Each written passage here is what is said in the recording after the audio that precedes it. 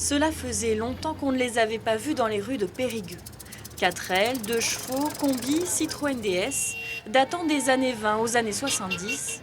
Beaucoup sont venus les voir, les prendre en photo et les saluer.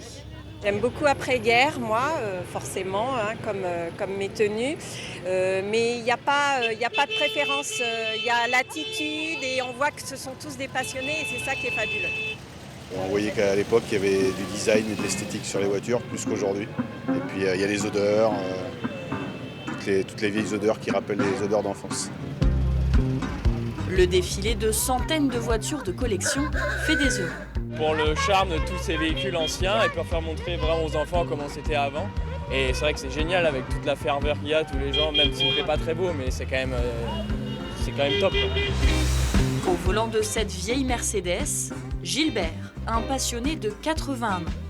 Elle est de quelle année, je dois 1933. 33. Ouais. Ça serait une des plus vieilles Mercedes de France. D'accord. C'est une voiture assez rare, bien sûr, puisque on ne connaît que celle-là.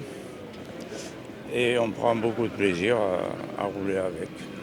Parce que bizarrement, les vieilles voitures, plus elles sont vieilles et mieux elles marchent. Un peu plus loin dans la ville, place de la Clôtre, il y en a pour les amateurs de plus petits modèles. J'ai un de mes frères qui est, on va dire, amoureux des 4 chevaux. Et pour ses 80 ans, il aura probablement une surprise. Donc je lui ai pris déjà la miniature. La brocante vintage est l'occasion de se faire plaisir. C'est la belle époque, c'est joli, c'est classe, voilà.